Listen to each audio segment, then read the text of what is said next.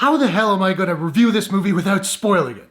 I have no idea, but I will. I won't spoil anything that's not in the trailers, and that's a Courtshake promise, which is not something I've said before.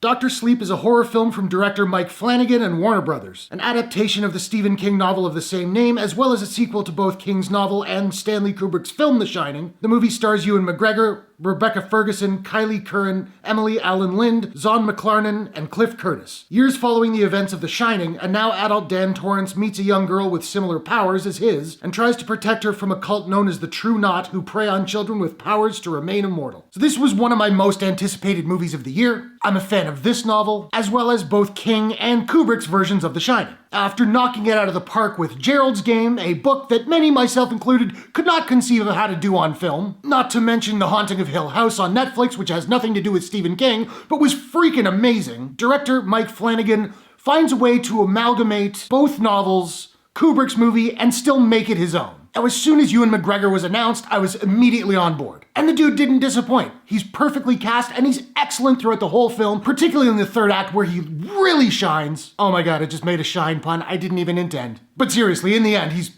incredible. Newcomer Kylie Curran is really strong as Abra, a character I loved in the novel, and I thought she was really good throughout the movie. Again, there is a moment sort of between the second and third acts where I was like, okay, you're fantastic. I really liked Alyn Lind as Snakebite Andy, but the standout in this movie is easily Rebecca Ferguson, who plays Rose the Hat, or as she likes to say, Rose the Hat, which I love. She is seductive, she's savage, she's bloodthirsty, and every second she was on screen, I was locked in. This movie does an excellent job of combining elements of King's Dr. Sleep and The Shining books, as well as bringing in elements from Kubrick's The Shining, and for the most part it works really well. I will say the movie does rely a little bit too much on The Shining movie nostalgia. Overall it works well, at times it does feel a little bit heavy-handed. Having said that, the recreations of scenes from the original Shining flick are executed masterfully. And there were moments that put a huge gory smile on my face. Now, unsurprisingly, after Haunting of Hill House, this film is beautifully shot. There are sequences that sort of play with time and space, not that they go to space or there's time travel, but they're gorgeous, they're creepy, they're eerie, they're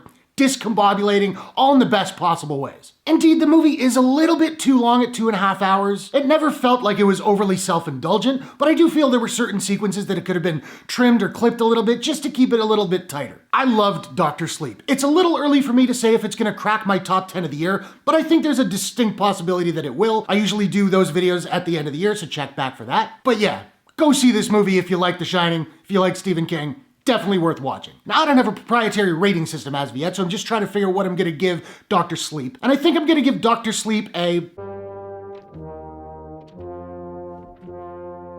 out of 10. So now, I wanna know, have you seen Dr. Sleep? What did you think about it? What is your favorite Stephen King adaptation of all time? Whatever your thoughts, hit the comments below. Let's discuss. If you enjoyed this review, please smash that like button and give it a share if you really enjoyed it. And hey, why not take a second, do me a favor, click subscribe and ring that bell to subscribe to my channel for more movie reviews, entertainment news, trailer reactions, all that good stuff. Thanks very much for watching. I'll see you guys in the next one. Happy Halloween.